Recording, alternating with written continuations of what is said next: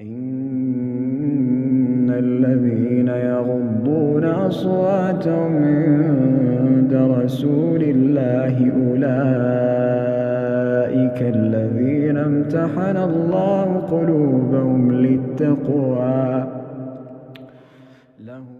أعوذ بالله من الشيطان الرجيم. بسم الله الرحمن الرحيم. يا أيها الذين آمنوا لا تقدموا بين يدي الله ورسوله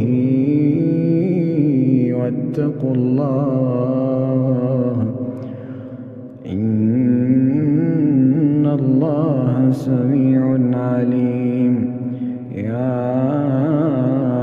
أيها الذين آمنوا لا ترفعوا أصواتكم فوق صوت النبي ولا تجهروا له بالقول كجهر بعضكم لبعض أن تحبط أعمالكم وأنتم لا تشعرون. إن الذين يغضون أصواتهم عند رسول الله أولئك الذين امتحن الله إن الذين يغضون أصواتهم عند رسول الله أولئك الذين امتحن الله قلوبهم للتقوى لهم مغفرة وأجر عظيم. إن الذين ينادونك من وراء الحجرات أكثرهم لا يعقلون. ولو أنهم صبروا حتى تخرج إليهم لكان خيرا لهم والله غفور رحيم. يا أيها الذين آمنوا إن جاءكم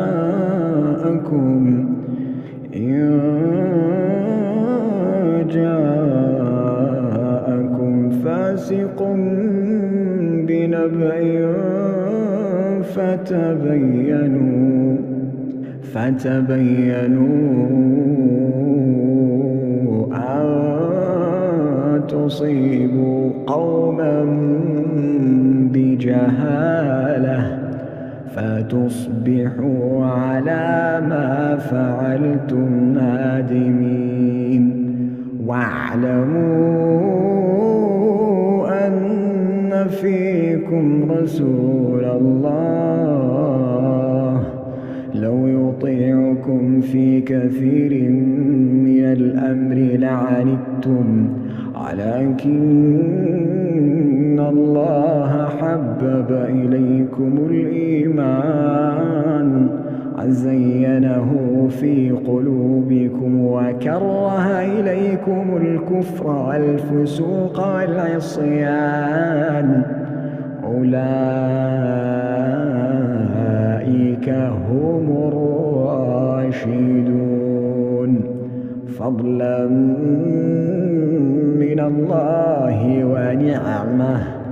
الله عليم حكيم.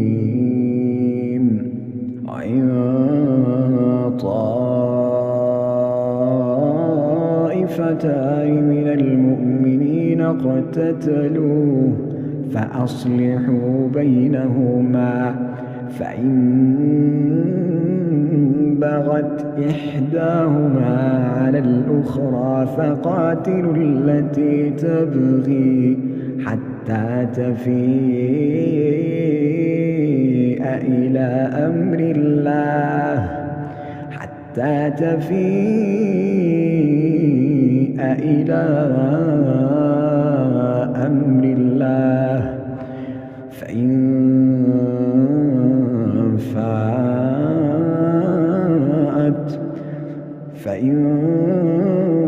فاءت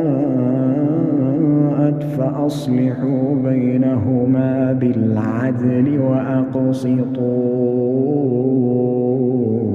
إن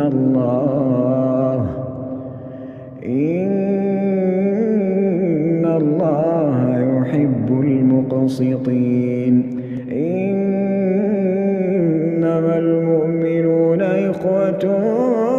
فأصلحوا بين أخويكم واتقوا الله لعلكم ترحمون. يا أيها الذين آمنوا لا يسخر قوم من قوم عسى أن يكونوا خيرا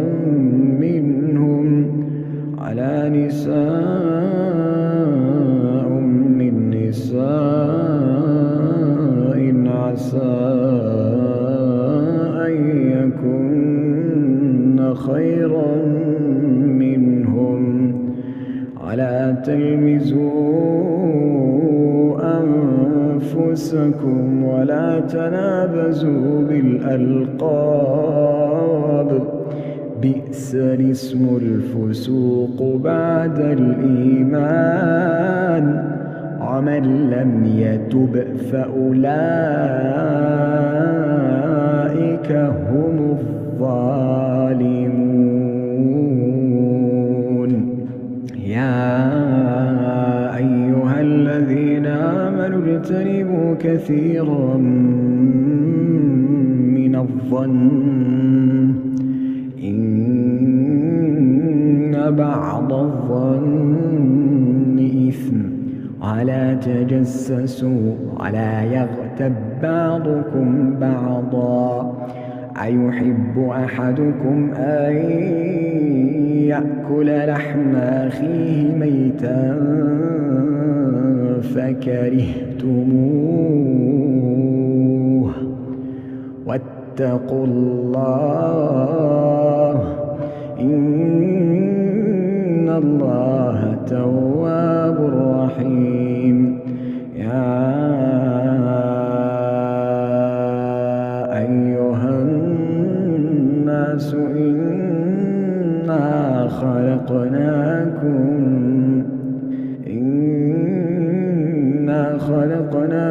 من ذكر وأنثى وجعلناكم شعوبا وقبائل لتعارفوا إن أكرمكم عند الله أتقاكم إن الله عليم خبير. قالت الأعراب آمنا قل لم تؤمنوا ولكن قولوا أسلمنا ولما يدخل الإيمان في قلوبكم وإن تطيعوا الله ورسوله لا يلتكم من أعمالكم شيئا إن الله غفور رحيم. إنما المؤمنون الذين آمنوا بالله ورسوله ثم لم يرتابوا وجاهدوا بأموالهم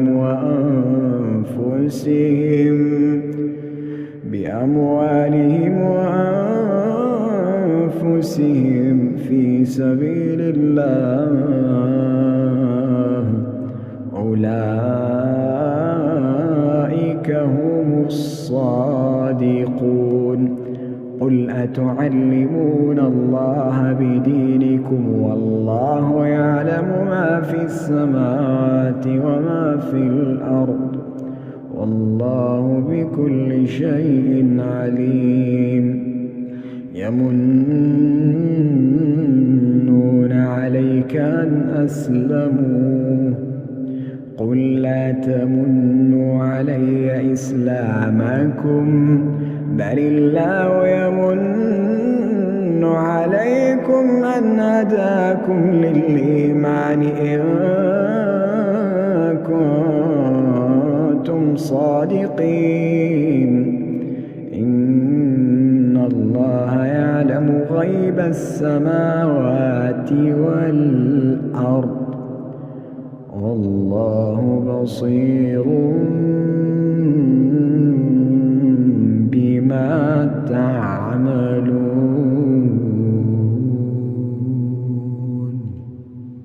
أعوذ بالله من الشيطان الرجيم. وصينا الإنسان بوالديه حسنا وإن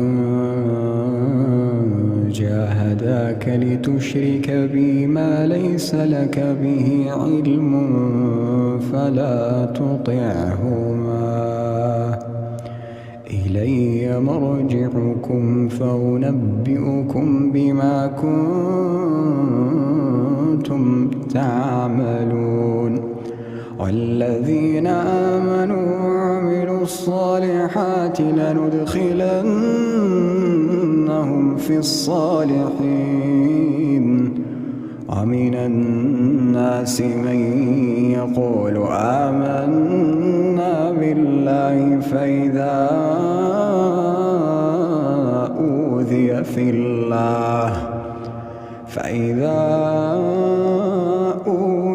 في الله جعل فتنة الناس كعذاب الله ولئن جاء نصر من ربك ليقولن إنا كنا معكم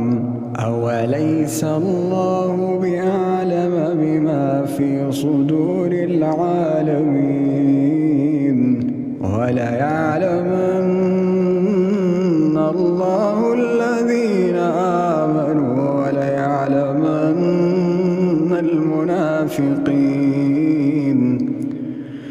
وقال الذين كفروا للذين آمنوا اتبعوا سبيلنا ولنحمل خطاياكم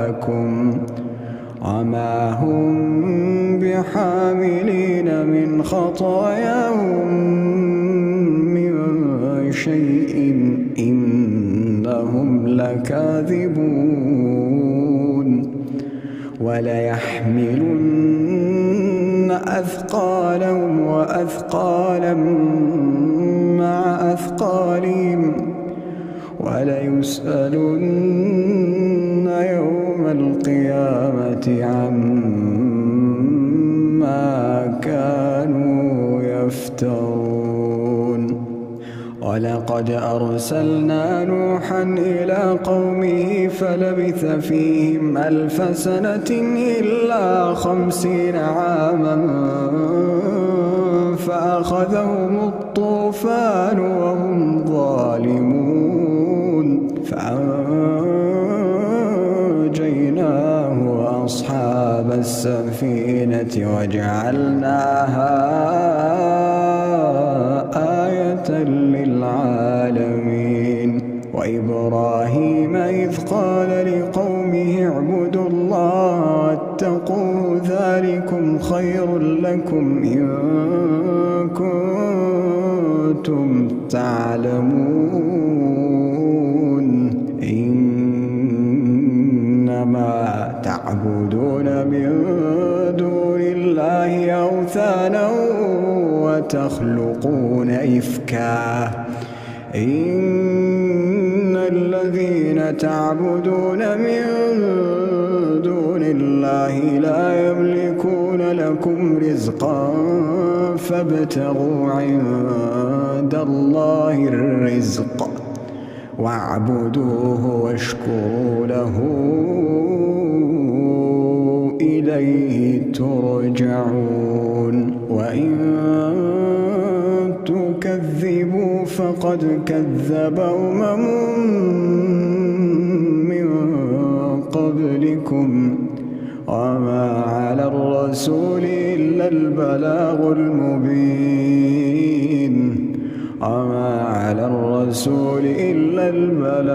المبين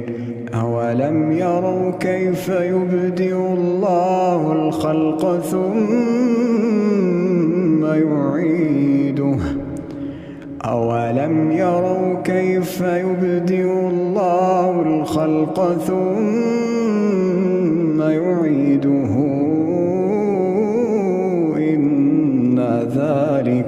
إن ذلك على الله يسير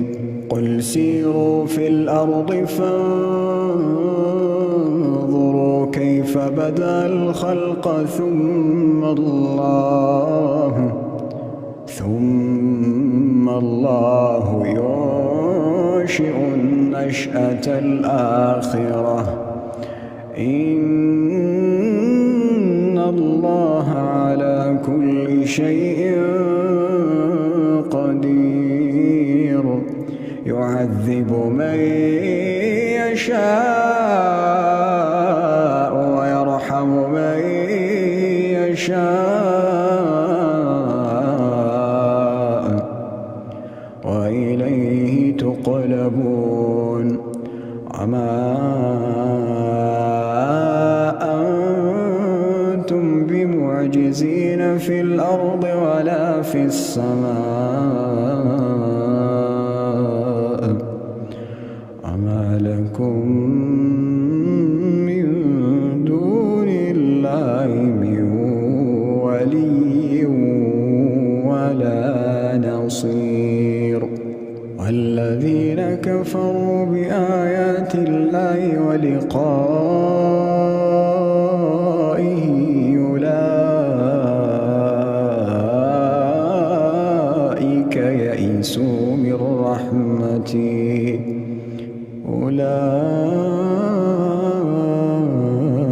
أولئك يئسوا من رحمتي وأولئك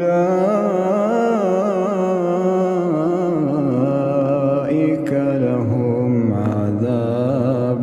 أليم فما كان جواب قومه إلا أن قالوا اقتلوه أو حرقوه فأنجاه الله من النار إن في ذلك لآيات لقوم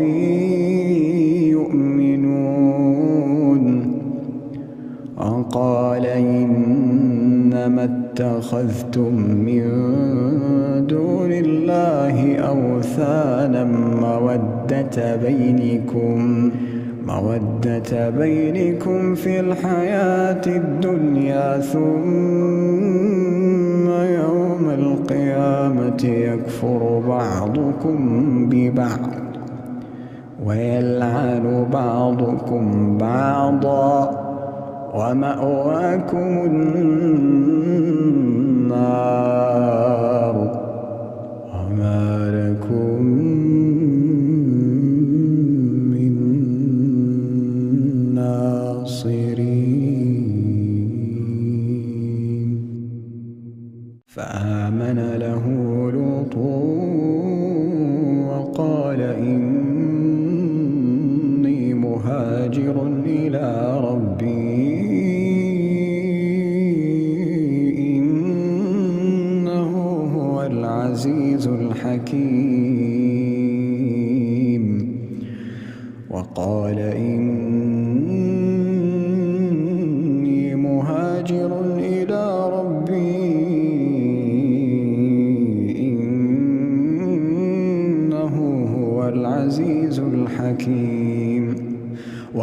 ووهبنا له إسحاق ويعقوب وجعلنا في ذريته النبوة والكتاب وآتيناه أجره في الدنيا وإنه في الآخرة لمن الصالحين. ولوطا إذ قال لقومه إنكم لتأتون الفاحشة ما سبقكم بها من أحد من العالمين أئنكم لتأتون الرجال وتقطعون السبيل وتأتون في ناديكم المنكر فما كان جواب قومه إلا أن قالوا ائتنا بعذاب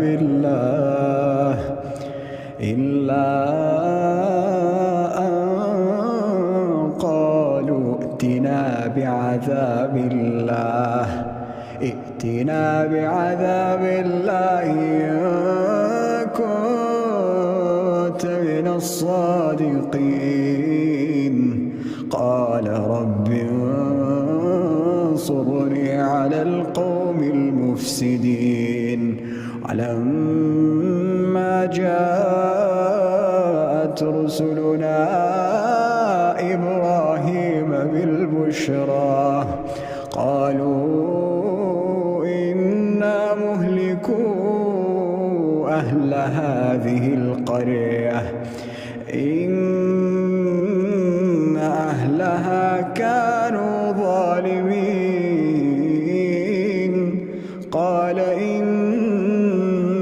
فيها لوطا قالوا نحن أعلم بمن فيها لننجينه وأهله إلا امرأته كانت من الغابرين. قال إن فيها لوطا قالوا نحن أعلم بمن فيها لننجينه وأهله إلا امرأته كانت من الغابرين. ولما أن جاءت رسلنا لوطا سيء بهم وضاق بهم ذرعا وقالوا لا تخف ولا تحزن إنا منجوك وأهلك إلا امرأتك كانت من الغابرين. إنا منزلون على أهل هذه القرية رجزا من السماء إنا منزلون على أهل هذه القرية رجزا من السماء بما كانوا يفسقون. ولقد تركنا منها آية بينة لقوم يعقلون. وإلى مدين أخاهم شعيبا فقال يا قوم اعبدوا الله وارجوا اليوم الآخر ولا تعثوا في الأرض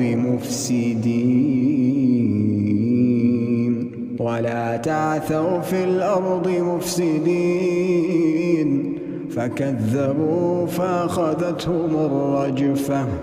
فأصبحوا في دارهم جاثمين. فكذبوا فأخذتهم الرجفة فأصبحوا في دارهم جاثمين. عادا وثمود وقد تبين لكم من مساكنهم وزين لهم الشيطان أعمالهم فصدهم عن السبيل وكانوا مستبصرين.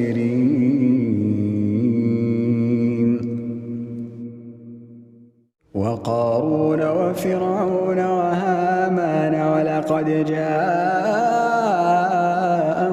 موسى بالبينات فاستكبروا في الأرض وما كانوا سابقين. فكلا أخذنا بذنبه فمنهم من أرسلنا عليه حاصبا ومنهم من أخذته الصيحة ومنهم من خسفنا به الأرض ومنهم من أغرقنا وما كان الله ليظلمهم ولكن كانوا أنفسهم يظلمون. فكلا أخذنا بذنبه فمنهم من أرسلنا عليه حاصبا ومنهم من أخذته الصيحة ومنهم من خسفنا به الأرض ومنهم من أغرقنا وما كان الله ليظلمهم ولكن كانوا أنفسهم يظلمون. مثل الذين اتخذوا من دون الله أولياء كمثل العنكبوت اتخذت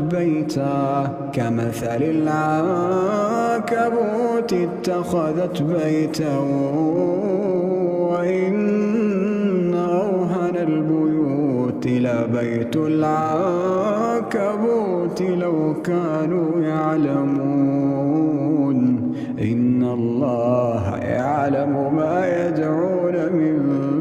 دونه من شيء وهو العزيز الحكيم.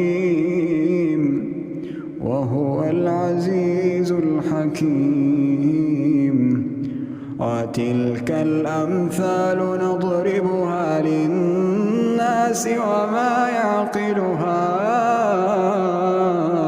إلا العالمون. خلق الله السماوات والأرض بالحق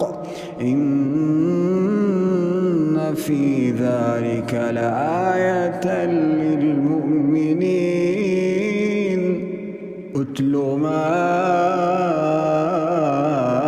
أوحي إليك من الكتاب وأقم الصلاة إن الصلاة تنهى عن الفحشاء والمنكر ولذكر الله أكبر والله يعلم ما تصنعون. أتل ما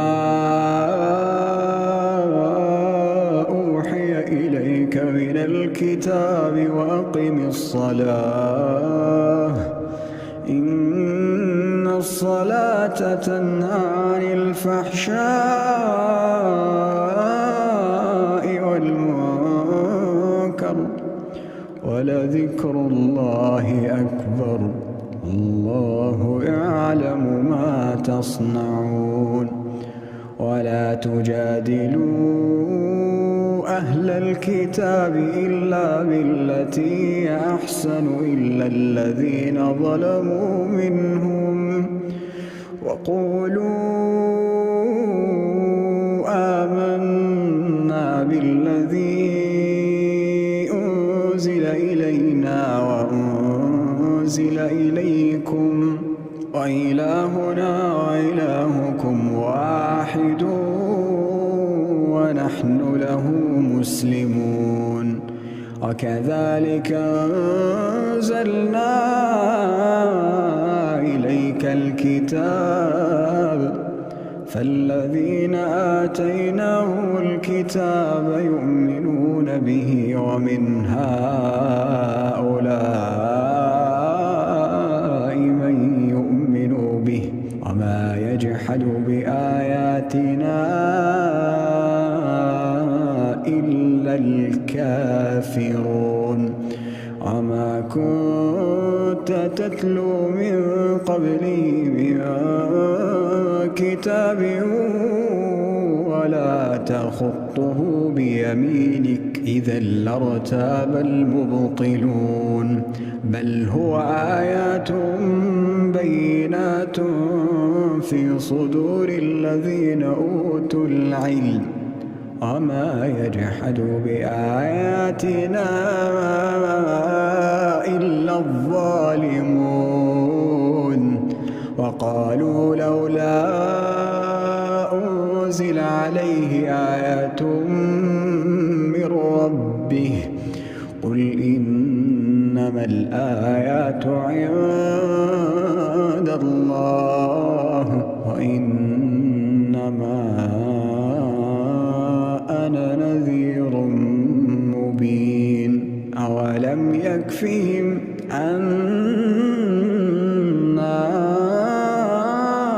أنزلنا عليك الكتاب يتلى عليهم إن في ذلك لرحمة وذكرى لقوم يؤمنون قل كفى بالله بيني وبينكم شهيدا قل كفى بالله بيني وبينكم شهيدا يعلم ما في السماوات والأرض والذين آمنوا بالباطل وكفروا بالله أولئك هم الخاسرون ويستعجلونك بالعذاب ولولا أجل مسمى لجاءهم العذاب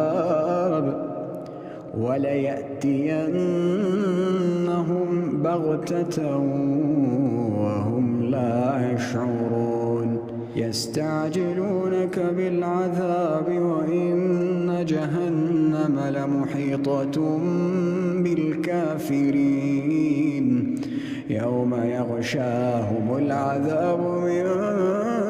فوقهم ومن تحت أرجلهم ويقول ذوقوا ما كنتم تعملون يا عبادي الذين آمنوا إن أرضي واسعة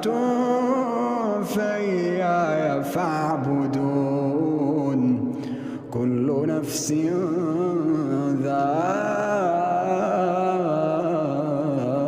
ذائقة الموت كل نفس ذائقة الموت ثم إلينا ترجعون والذين آمنوا وعملوا الصالحات لنبوئنهم من الجنة غرفا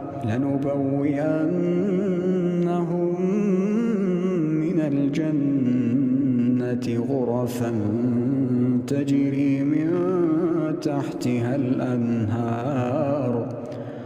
تجري من تحتها الأنهار خالدين فيها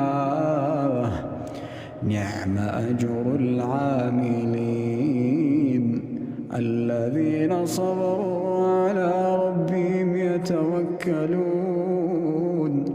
الذين صبروا على ربهم يتوكلون وكأين من دابة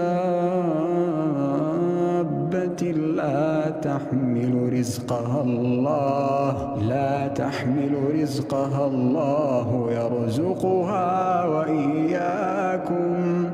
وهو السميع العليم ولئن سألتهم من خلق السماوات والأرض وسخر الشمس والقمر ليقولن الله فأنى يؤفكون الله يبسط الرزق لمن يشاء من عباده ويقدر له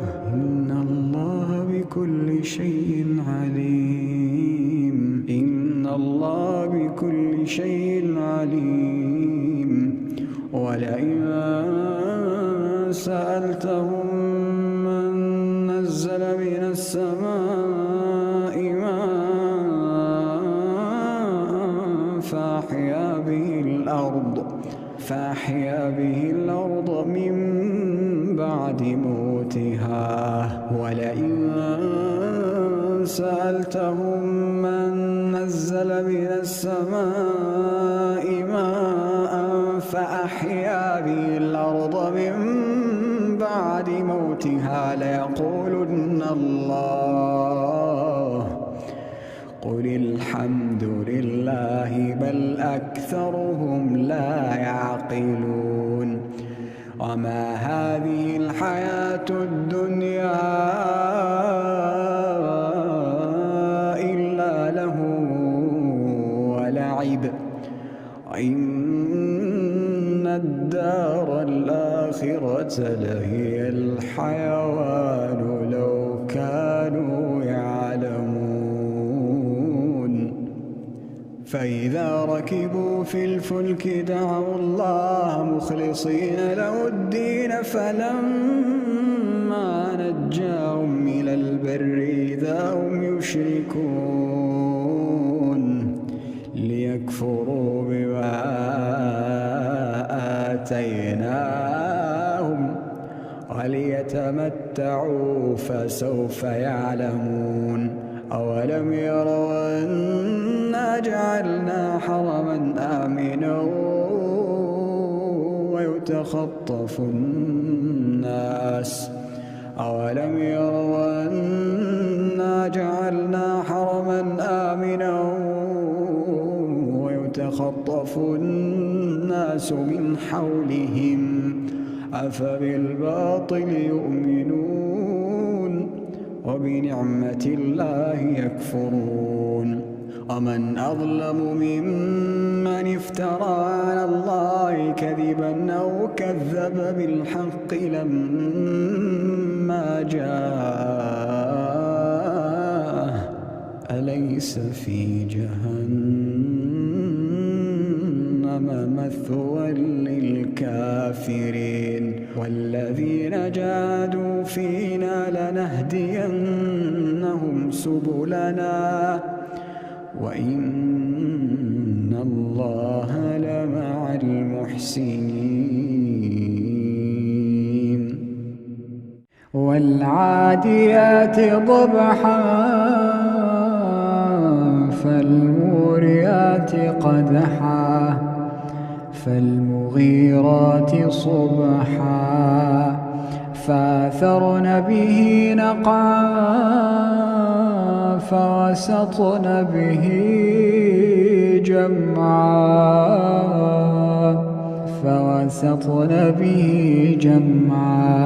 إن الإنسان